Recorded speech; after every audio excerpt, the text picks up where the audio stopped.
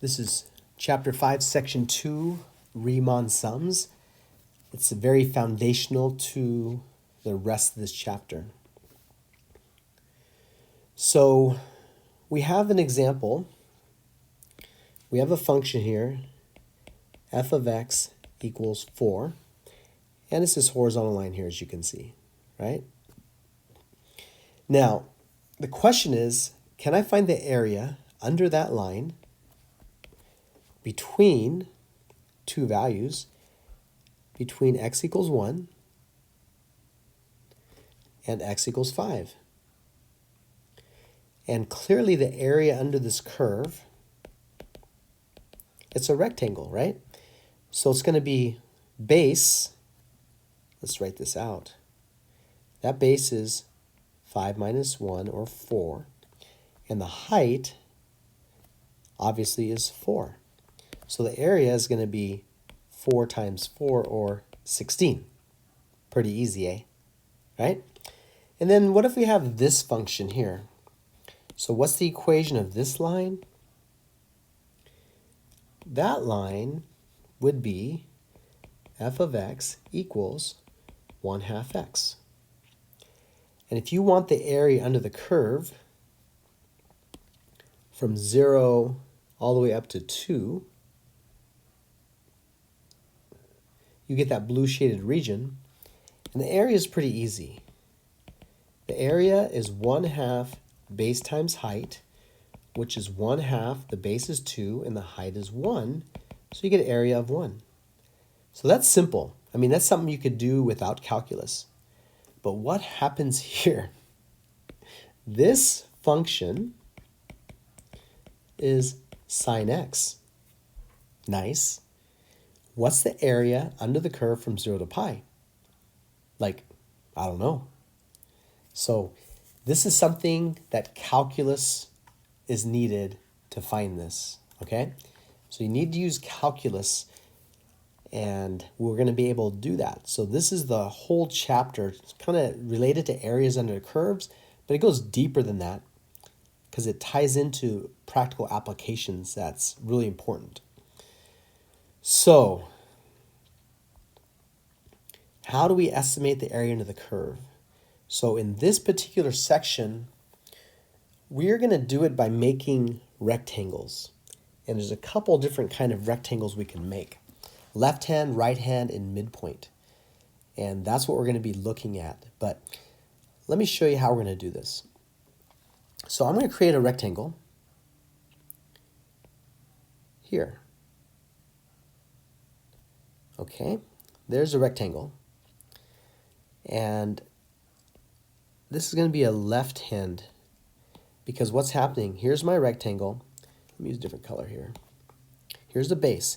On the left-hand side, if I use that to get the height of the rectangle, there's my rectangle. Okay? I'm going to do that again. On the left-hand side, I find the height, and I make a rectangle. So there it is.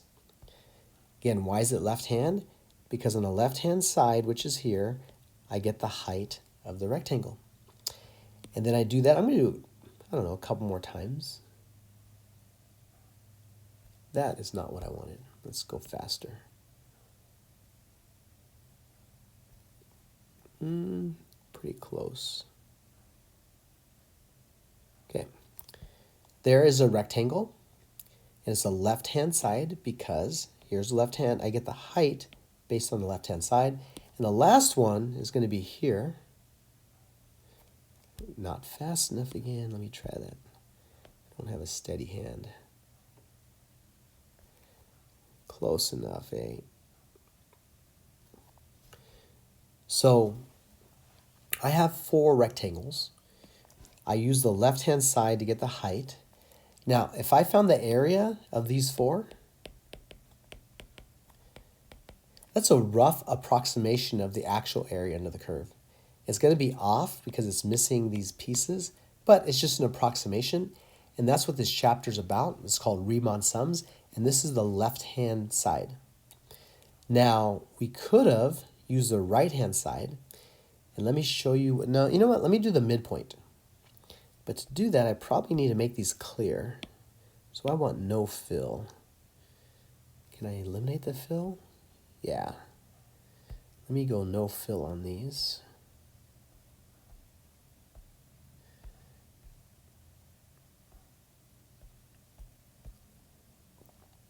To give you an idea of what's happening. Okay. So that was left hand, because I used that left hand side here to get the height. Now if I use the right hand side of this, the height would be over here. So what do? I'll show you. The height will be based on that side. And then for here, to get the height, I want to use the right hand side over here. So for the second one, I'm going to move it up until I hit the curve on the right side. And on the third one, here's the right hand side. So I'm going to take this side and extend it all the way up. And so this side, I do it until I hit that curve. And then on this one, I want to use the right hand side. So I'm going to take that right hand side until the right hand side hits the curve. So look, the right hand side touches there. The right hand side of this one touches there. The right hand side of this one touches there. So that's the right hand Riemann. If you look at these, all these pieces are extra. So it's not accurate, but it's just approximation. And the last one's the midpoint. What is a midpoint? So if I look at these 2 points, wow, that was horrible. If I look at this is the midpoint right there. So if I go up the middle and make my rectangle, I will get a midpoint. So I'm going to move that down. So what's happening, if you can see, the graph in the middle touches the graph right there, or the rectangle. So I'm going to take the midpoint here, which is the middle here, and the height's going to be based on the middle, so that's going to be the height. So I'm going to take this rectangle, and at the middle of that rectangle, I'm going to do the height. And the middle of the next one is going to be right around there, because where's the midpoint? The midpoint's there, and if I go up in the middle, it's going to touch there. And the last one, if I do the midpoint, is probably going to be right around there. And again, why? If I take the middle of these two, it's right around there. If I go up the middle, where does it touch the graph? Right there. So that's going to be the height. I use the middle of each rectangle to get the height of each rectangle. And this, you can see, is better because I have missing that, but I have extra. Those two almost balance out. That I don't have, but I have extra, and those two almost balance out. So you can see the midpoint is going to be more accurate. So that's the example of a midpoint. Now, why do we want to know the area under the curve? It's a lot deeper than what you realize. So, example, suppose this was the velocity, and suppose this was time. So you have a velocity, and I don't need that here. So this is a velocity function, which is constant. In this case, my velocity is always 4. I'll make up units. Miles per hour. Let's do feet per second, because that's really slow. 4 feet per second. And this time over here, we could say it's in seconds.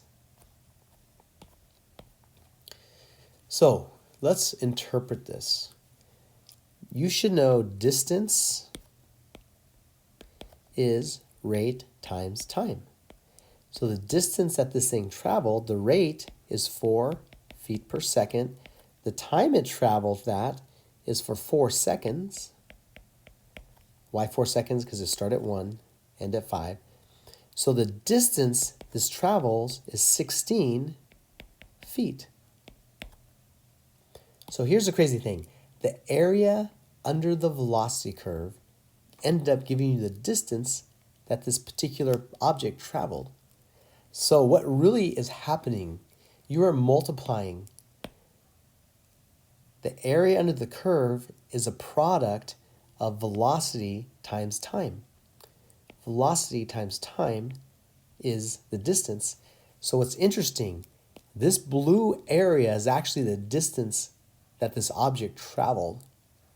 So that's pretty powerful. And you're going to see as we do more applications this chapter that that's going to be very significant.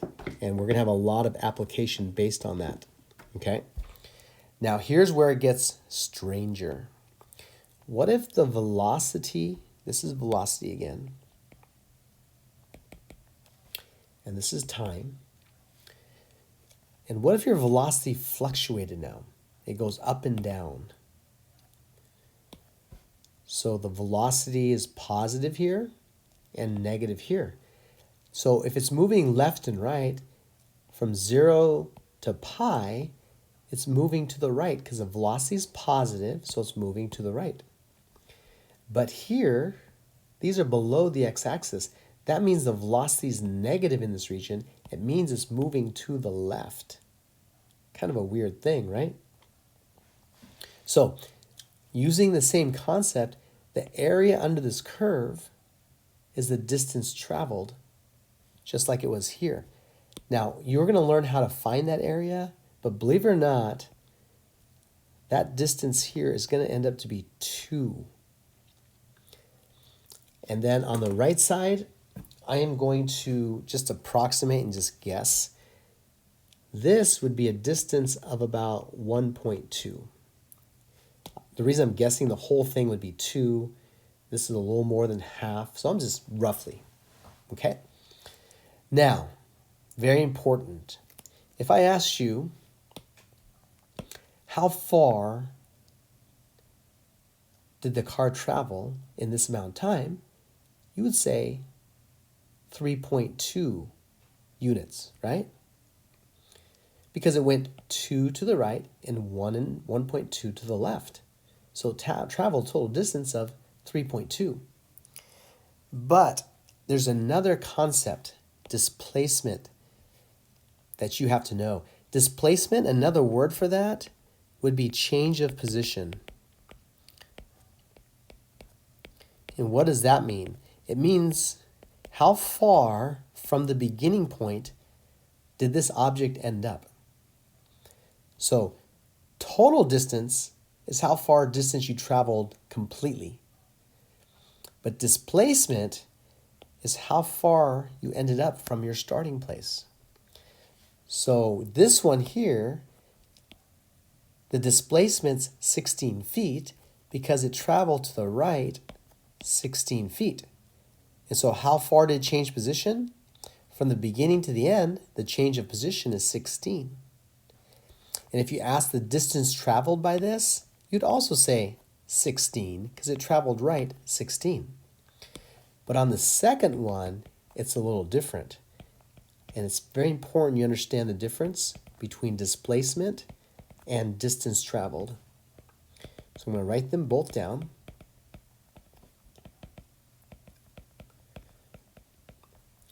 The displacement here would be 0.8, and I'll explain why, and the distance traveled would be 3.2.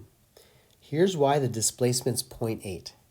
This object starts at a point I will call 0, and it moves right 2. So this object moves right 2 units. So it moves this way. But then it stops. Here the velocity is negative, so it's moving back to the left. How far did it travel? 1.2. So now it went backwards 1.2. So displacement is the distance from the beginning to the end. How far is it from here to here? Okay?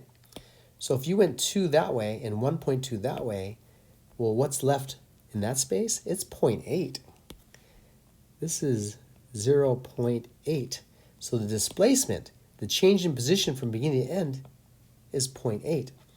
But how far did it travel? The total distance? It's 2 to the right, 1.2 left. You add those up, it's 3.2. So that's the difference between displacement and distance. Okay, so you're going to be asked in homework to find left-hand Riemann sums. Now, this one has 4 divisions, 4 regions, subintervals. So n is going to represent the number of subintervals. In other words, we're going to, in this case, n is 4. We're going to use 4 rectangles to approximate the area. Now the question is, we need to find the area of all 4 of these. I'll call it area 1, area 2, area 3, area 4. But those are rectangles, and the area is height times the width. What's the width of each rectangle, known as delta x?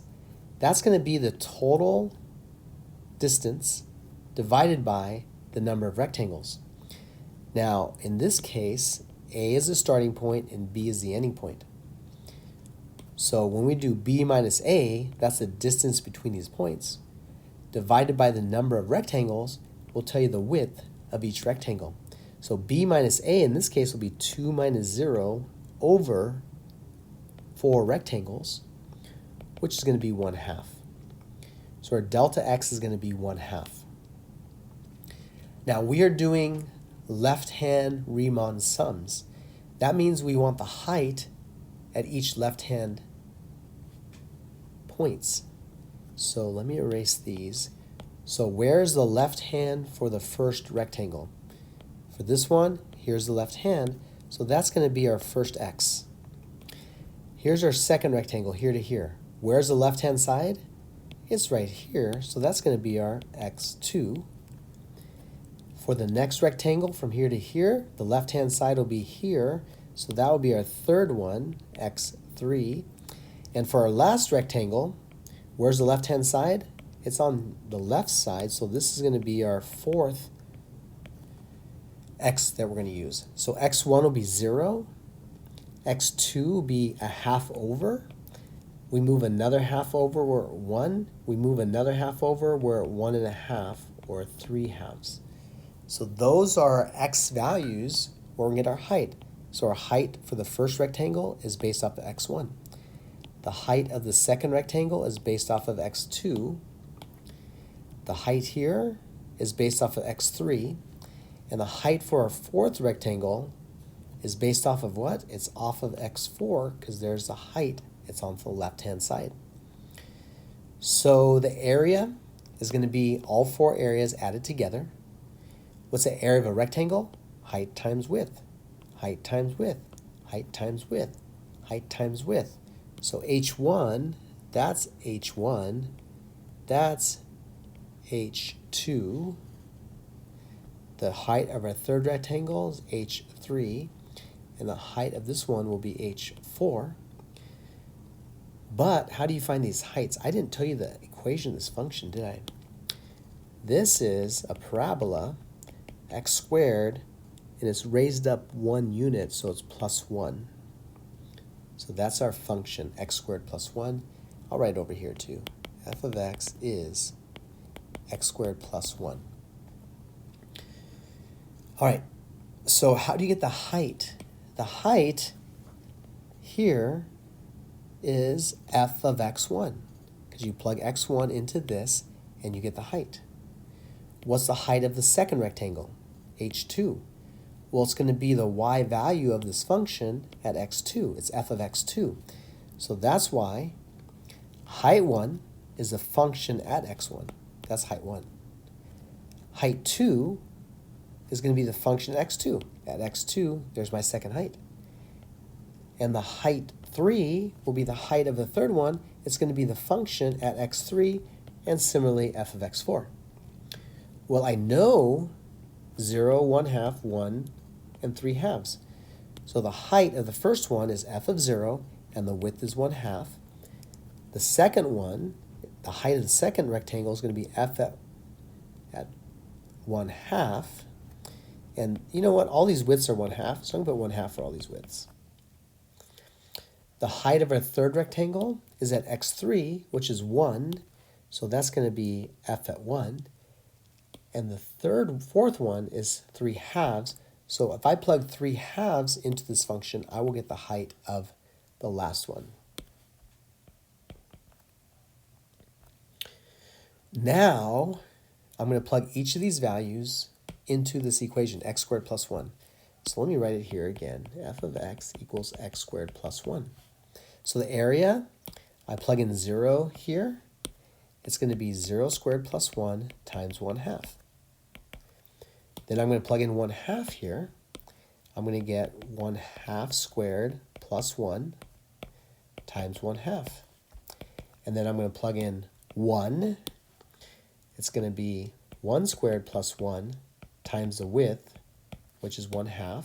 So f of 1 is there. 1/2 is the width. And then the last one, I'm going to plug 3/2 in for x times the width is 1/2. So this half is that half. F of 3/2, I plug 3/2 into the function. Now the rest is just algebra, simplifying. And on an FRQ AP test, you would leave the answer like that. You get your point for doing that. If you were to simplify incorrectly, you would lose your point. Just a warning. Okay, I'm going to do these in my head.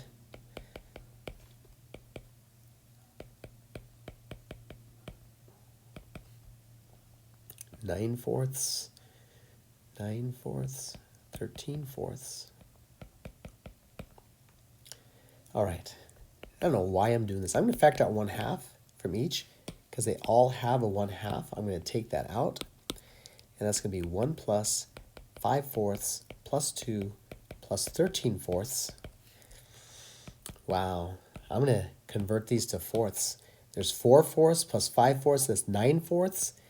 9 and 13 is 22/4. There's 8 more there, 22 and 8, 22 and 8, 30/4. Wow.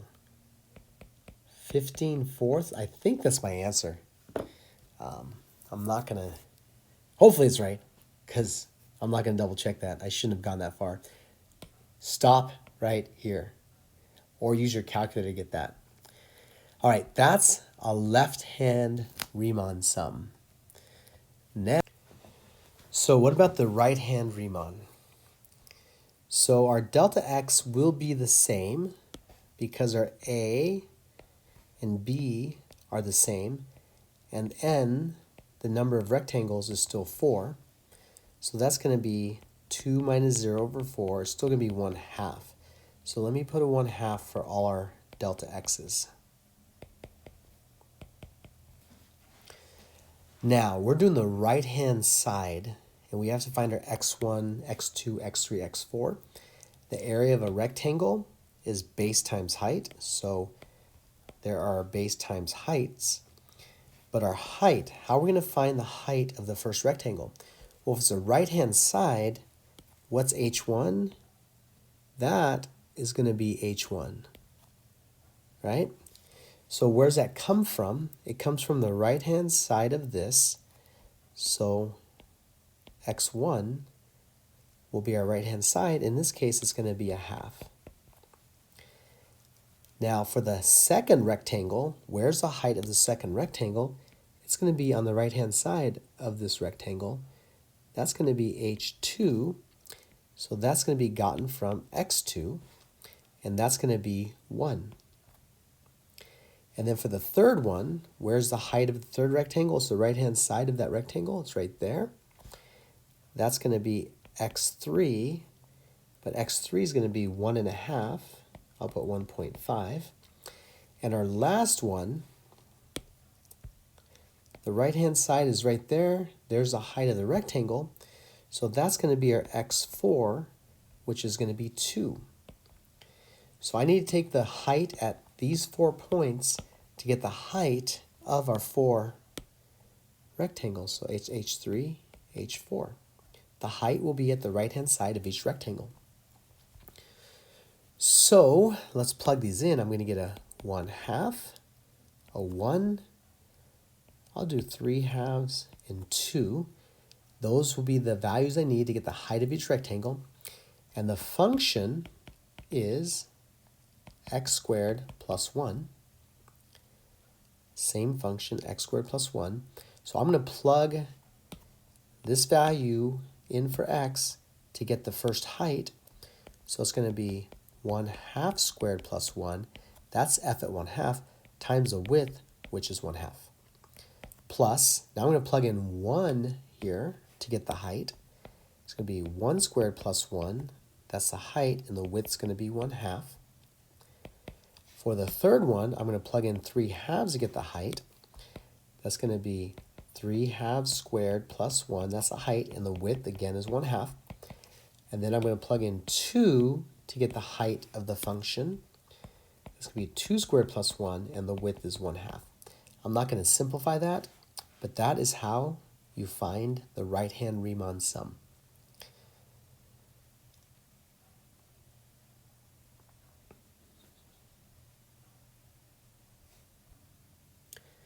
All right, for the midpoint Riemann, what's going on with the midpoint?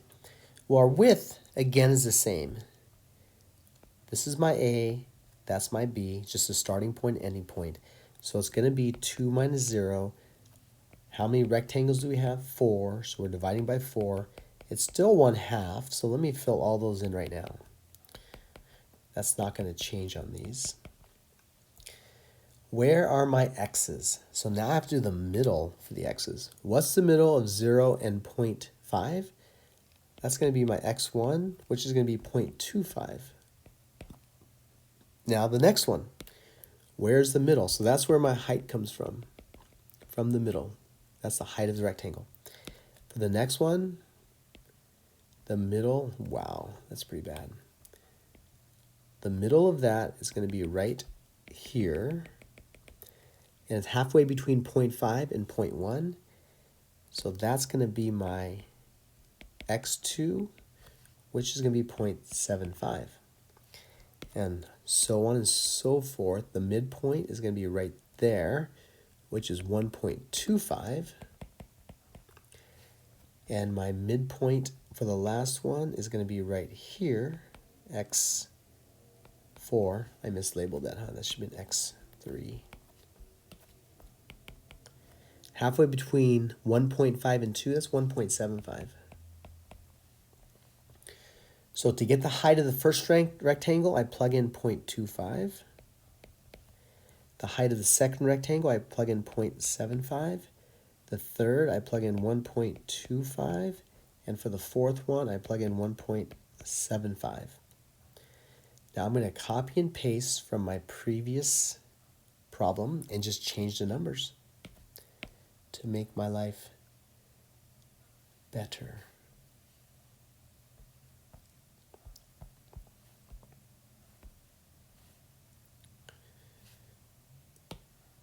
Okay, so in place of the point,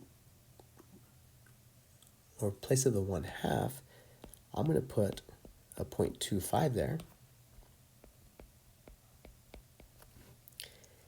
And in place of 1, that's going to be 0.75. And in place of the 3/2, that's going to be 1.25. And in place of the 2, that's going to be 1.75. And that is my answer. You can simplify that, but that answer is fine the way it sits. Pop that in your calculator, whatever you... All right, over and under estimates. So let's take a look at these functions here. What you should notice, these are not fully accurate. If you look at this green shaded region, it's only an approximation, but it's missing that triangle, that triangle, that triangle, and that triangle shape. So it's not the area under the curve, it's missing those blue. So we say this is an underestimate. It's too small, okay? Now if you look at the next one, we got too much junk going on. All that, all that, all that, and all that is extra. So this green area is too big. It's called an overestimate. Now for the third one, it's hard to tell because we're missing, but we have extra. We're missing, but we have extra. We're missing, but we have extra. We're missing, but we have extra. So that one, we're going to put a question mark. Now, there is a way to figure out if it's over or under. It has to do with the shape of the curve, has to do with concavity, but that will be a later topic if we covered it all. Okay, for the next three, let's take a look. Hopefully you can see that this is an overestimate, this is an underestimate, and again we have a question mark. So go ahead and pause the video and see if you can figure out when will a left hand be over and under? When will a right hand be over and under? So what can you conclude? All right. Hopefully this is what you said. If a function is increasing and you do a left-hand Riemann, let's look at that. Increasing left hand. So look, if it's increasing, you go on the left side, it's going to be underneath. It's going to be under. Will be an underestimate.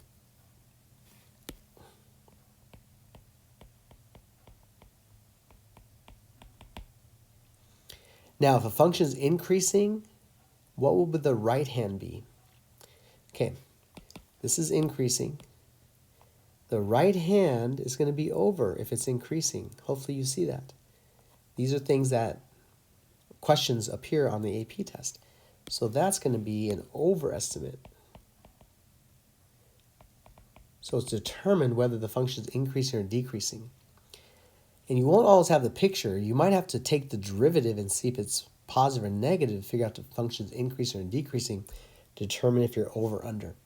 Now, what happens if you have a decreasing function in a left-hand Riemann? So this is decreasing, and this is left-hand side, and it's going to be over. So that should be an overestimate for a left hand. And a decreasing function right hand. This is decreasing, and you're going up on the right side of each to get the height. And that's under, so we know that's an underestimate. So you should know these, and you should have to memorize it. You should think, oh, increasing function, left-hand side. Oh, that's going to be under. Increasing function for the second one. Ooh, I thought that was my highlighter thingy. Increasing function, right-hand Riemann. Ooh, that's too big. That's over. Decreasing function, left-hand Riemann. Ooh, too big. Left hand's too big. And decreasing function, right hand. Ooh, if I go up the right side, too small. So that's under and over estimates. Let's keep going. We have quite a few examples to hit. Midpoint. So this one is similar, but we don't have the graph itself. Delta x, here's your A and here's your B. You're starting and you're ending. So you're going to get 6 minus 5. How many rectangles? 5. Oh, 6 minus 1, excuse me. That's going to be 1. Your delta x is 1. Okay? Now here's where you're going to use your brain. We're starting at 1, and we're doing the left-hand side. So what's the left-hand side of the first rectangle? It's obviously going to be at 1 because that's our starting point. So our x1 is going to be 1. Our delta x is 1, so if we keep moving over 1, these are just going to increase by 1. And those are our x's. So go ahead and process that.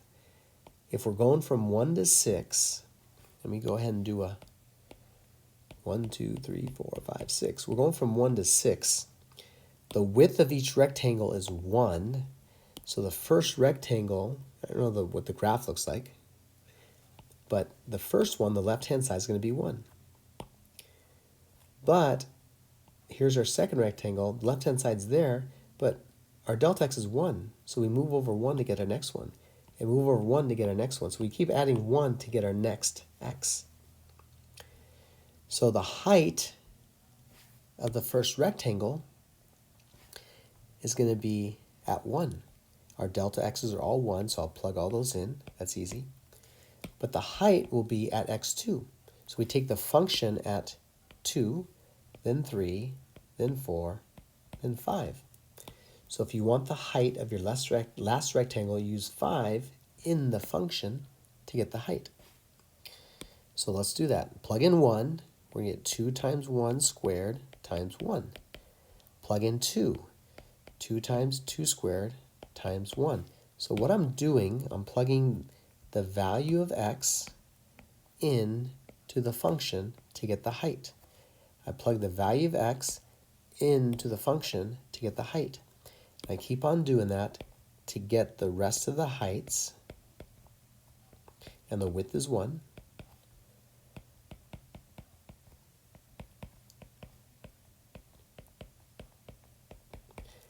And that is the Riemann sum approximation for the left hand. And I'm going to punch myself in the face because, yeah, actually I'm good. I have to do left, right, and midpoint. So that's okay. I'm not going to punch myself in the face. I thought I was doing the wrong problem, so we're okay. The next one, we're going to do the right-hand Riemann. That was left hand. So let's think. Now we're going to start on the right hand. Our delta x is the same thing. It's the same problem. 6 minus 5 over, or 6 minus 1 over 5, which is 1. So we're going to be moving over 1 each time. Nice little number. But now we're doing a right hand.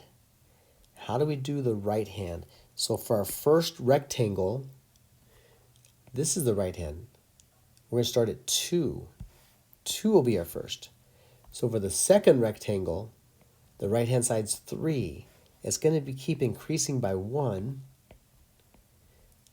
because the widths of all our rectangles are 1. So if you keep on moving over 1, you're going to get those values. So it's the same thing. Each width is 1. I'll put that in quickly here. But to get the height of the first one, I have to plug in 2. So I plug in 2, then 3, then 4, then 5, then 6, because these are the values needed to find the height. I plug that into the function to get the height of each rectangle.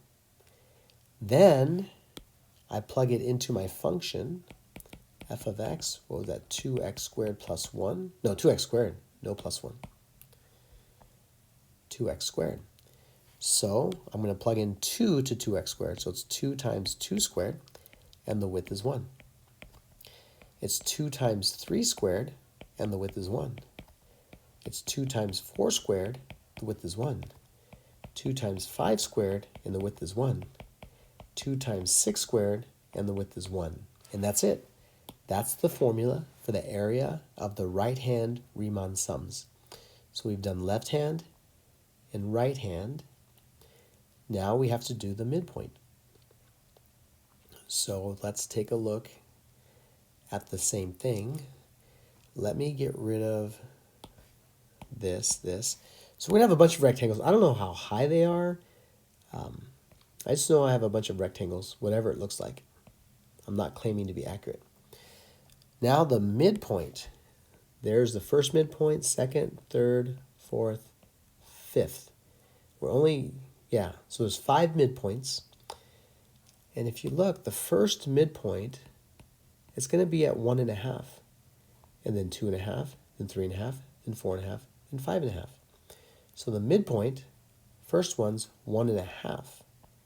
So I'm going to put 1.5. Now the width is the same. It's the same problem. Now I keep on moving over 1 to get to the next one. 2.5, 3.5, 4.5, 5.5. So these are the midpoints. So take a look. This is 1.5. Next one's 2.5, 3.5, 4.5, 5.5. So those are all the midpoints that I'm using. 1.5, 2.5, 3.5, 4.5, 5.5. I need the height at those points, so I get the height in the middle at each of those. But what tells me the height here is the function. So I need the function at 1.5, 2.5, 3.5, 4.5, 5.5. And the widths are all 1. And I plug it into my function. We're told again it's 2x squared. So the area is going to be 2 times 1.5 squared times the width of 1. 2 times 2.5 squared times the width of 1. 2 times 3.5 squared, the width is 1. 2 times 4.5 squared, the width is 1. And then 2 times 5.5 squared, and the width is 1. And there is your answer. Don't have to simplify it. That is your answer. If this was a multiple choice, obviously you'd have to simplify to match it up. But FRQs, you don't have to simplify. So that's example 1. Let's get through these last couple ones here. So this is more of an application. You have a velocity,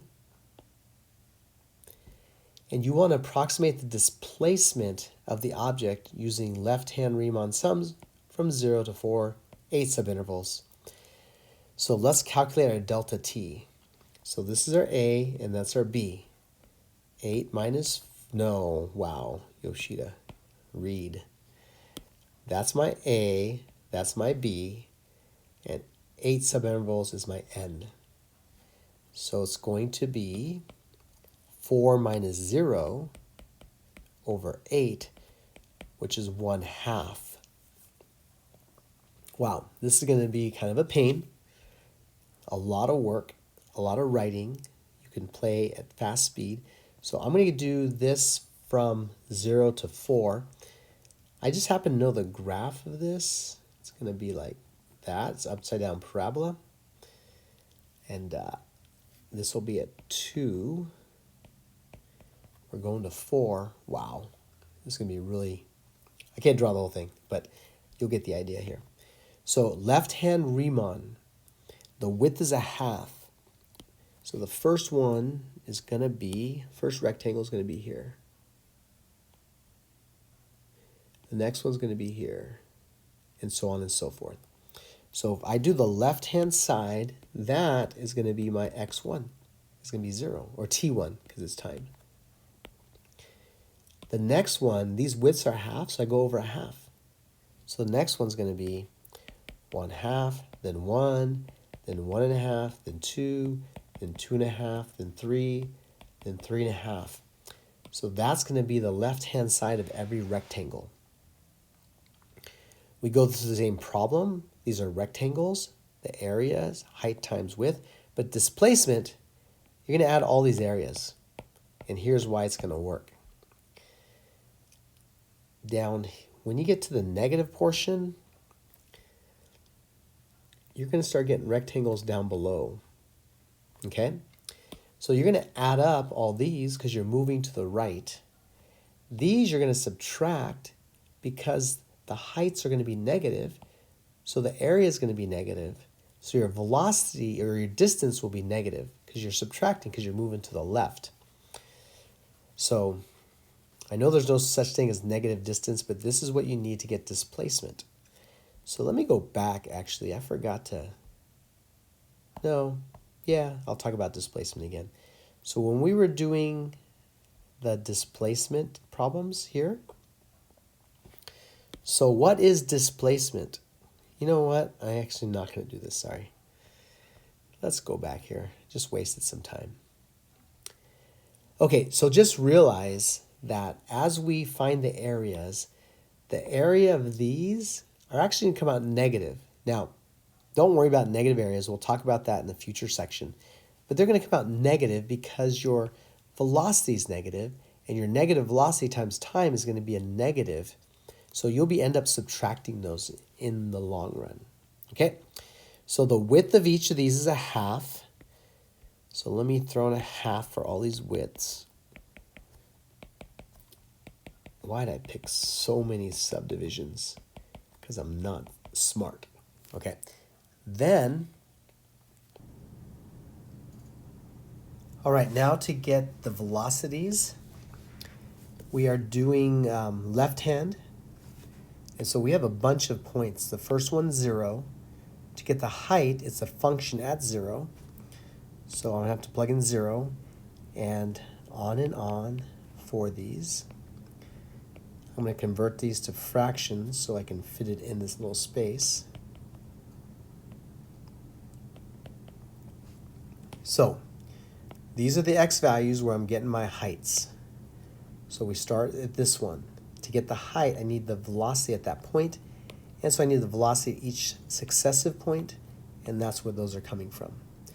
Now, what's my formula for velocity? It is, I'll write it down here, negative x squared plus 4. So to get the height of the first rectangle, I have to plug in 0 in for x.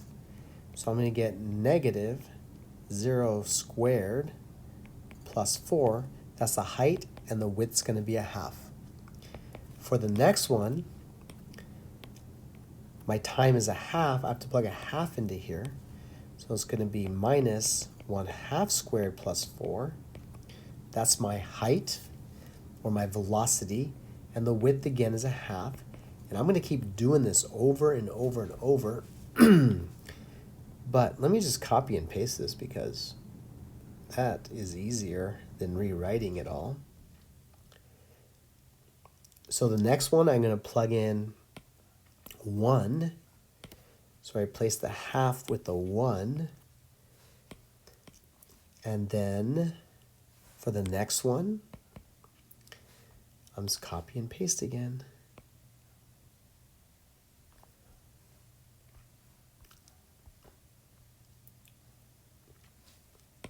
So the next one, let me cross these out. I've done 0, 1/2, 1. So the next one is going to be 3/2 to get the height.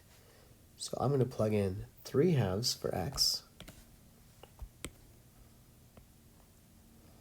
And that takes care of that one. I have 1, 2, 4 more to go. So what I'm going to do, I'm going to copy this whole thing.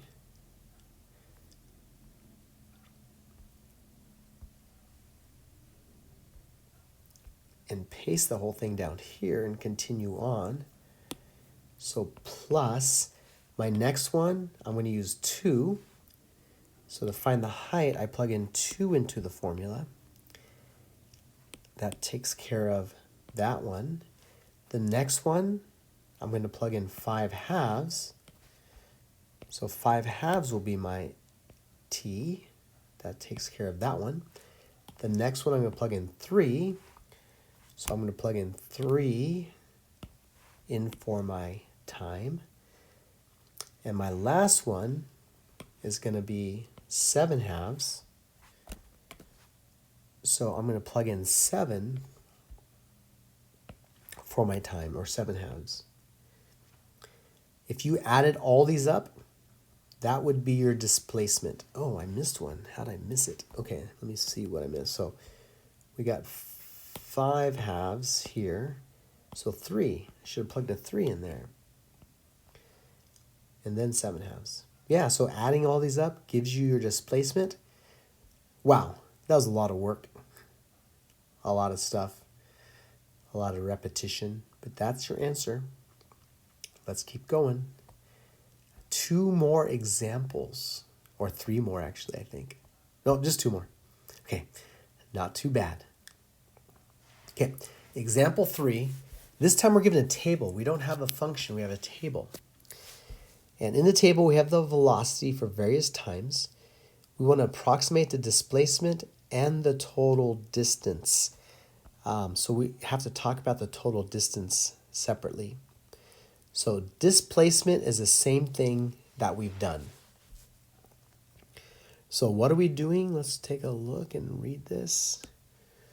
We're doing right-hand Riemann sums. So the width, okay, we're actually not going to take this, okay. What I'm going to explain to you here, they're not all the same width, okay? If you look, the width of that's 12, the width of that is 8, the width of that is 4, and the width of that is 16. So the widths are all going to vary. So we're going to have to do this differently. Our delta t's are all going to vary. So let me plot some points. Let me do, a rough plot of points so you can see what's going on. We have 0, 0, then 12, 200. So that's going to be 12, and the height's going to be 200. Then at 20, we're going to be at 240. And this is not an accurate graph, but it's going to give you an idea of what's happening. And then at 24, we're going to be at negative 220. Again, this is not to scale, but this is to give you an idea. Then at 40, we're going to be at 150. We're going to do right-hand Riemann sums. So right hand, I find the height at the right-hand side of that rectangle. The right hand, I find the height on the right side of the rectangle. On the right hand, I do the right side of that rectangle. And the right hand, I do the right side of that rectangle. So those are my 4 rectangles.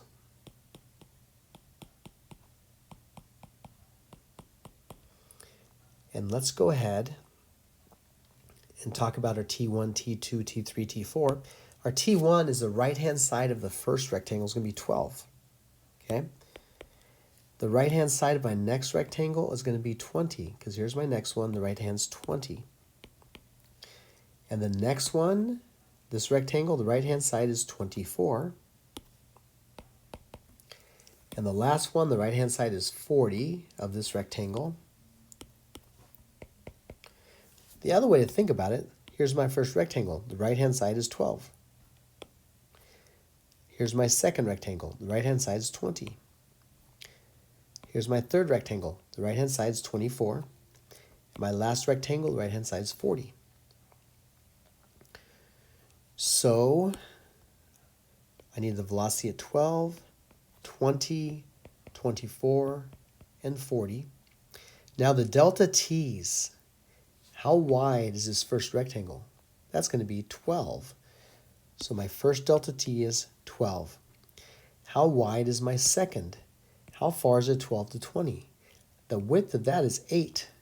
So the width of my second rectangle will be 8. The next one, how far is it from 20 to 24? That width is 4. So the base of the next rectangle is 4. And the last one, how far is it from 24 to 40? That's 16. That's a wide rectangle. That's going to be 16. So what's the velocity at 12? It's going to be 200. Whoa. It's 200. So the first one has a height of 200 and a width of 12. The second one, what's the velocity at 20? That's 240.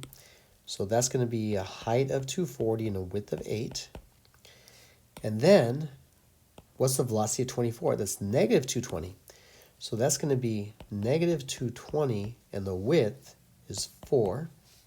And the last one, what's the velocity at 40? That's 150. And the width is going to be 16. So let me go ahead and work this out just so you can see what's happening. This is going to be 2,400.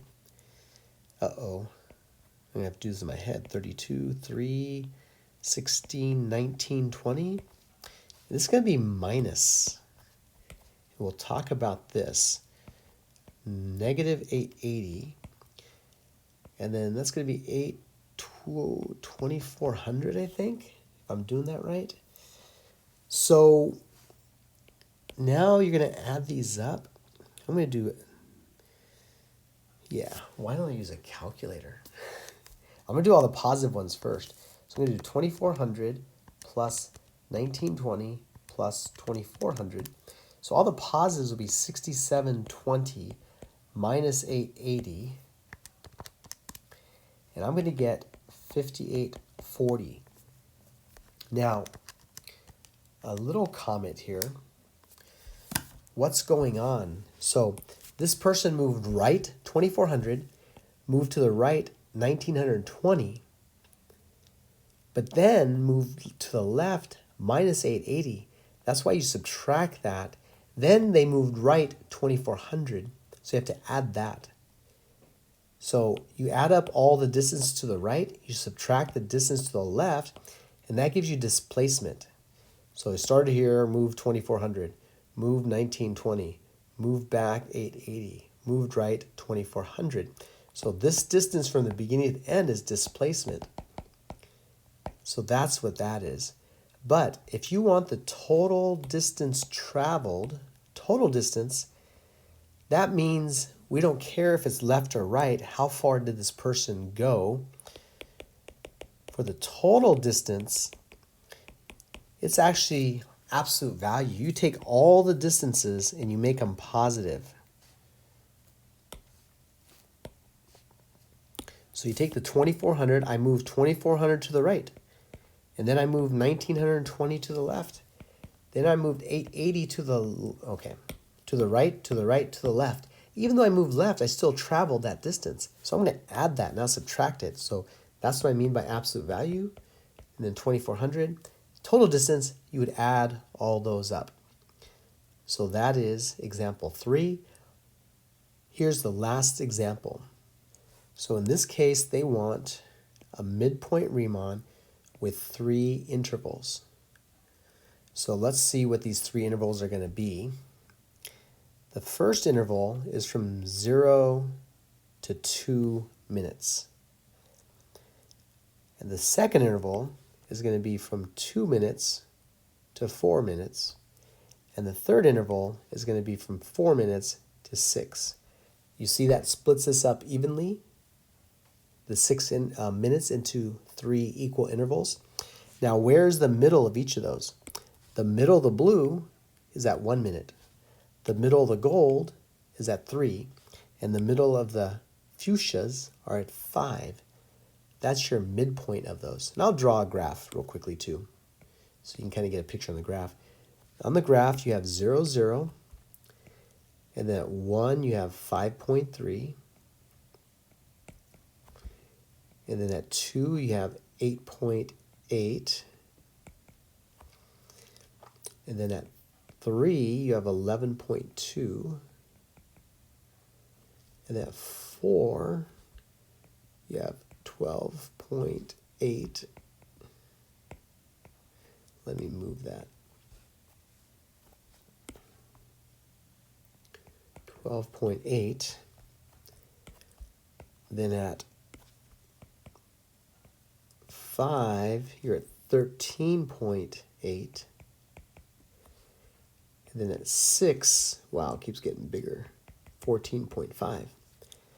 So you have 6, you want 3 subintervals, so each of those are going to be 2 wide. So the first one is from 0 to 2. The second one is from 2 to 4.